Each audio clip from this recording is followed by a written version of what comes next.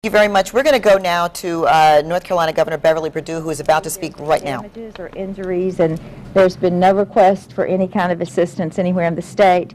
We have called Virginia and asked the governor there if he needs anything, and at this point in time he's telling us that they've got it covered in Virginia. So it's something really that's unusual, but it does not seem at this point in time to have damaged many things significantly.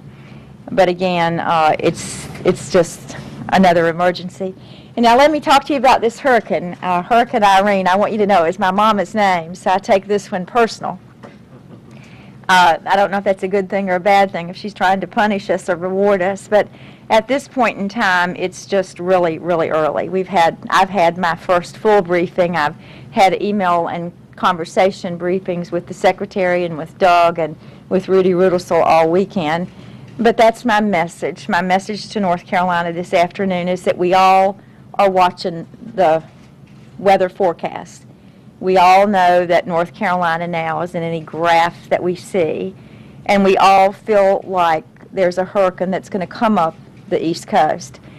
The briefing logistics trail, the track, continues to change. You all have great hurricane tracking apparatuses on your websites or in the media.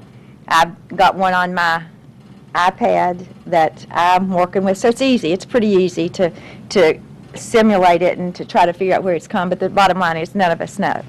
None of us know. At this point in time, the winds seem to be a little bit stronger, but it's a long time until Thursday, and that's the first time with any assurance we'll be able to tell folks in North Carolina where it might touch down, what the winds will be, what the rains will be.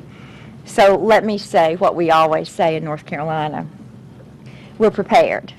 Quite frankly, this emergency center has done this over and over and over, and we have the best system in America. We know that. We've learned about a system since the 90s, and that system is very, very robust and strong.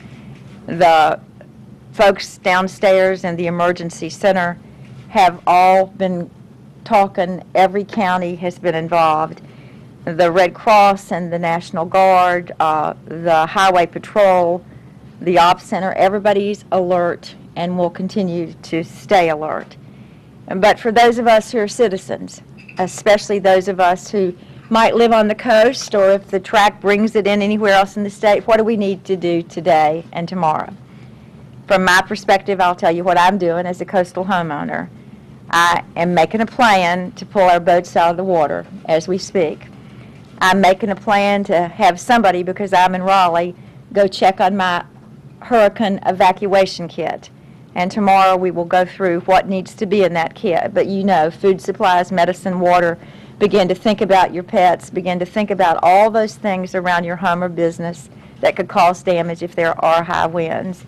The only place in the state that I'm told is going to go ahead with an evacuation is Ocracoke. And that makes such sense to any of us who've been in Ocracoke, because if they do the evacuation order tomorrow, and then it takes sometimes 2 days to get people fully deployed from Ocracoke to the coast.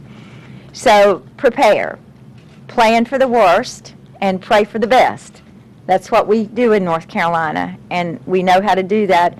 And then be assured that our system is in place.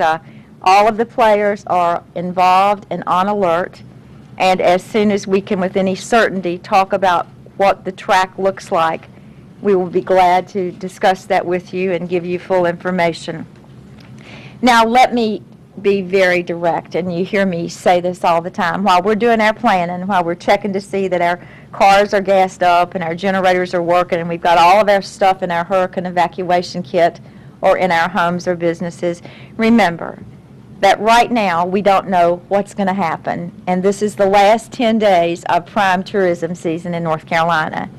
We don't want to over-alert anyone. We want to be safe. We always err on the side of safety, but until we know, we don't know.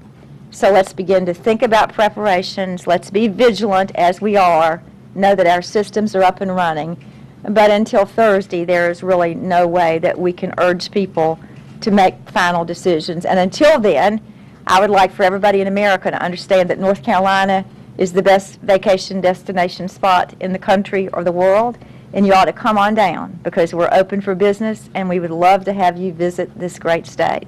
We'll be glad to take any questions. Doug's here with me, but that's really about all we know.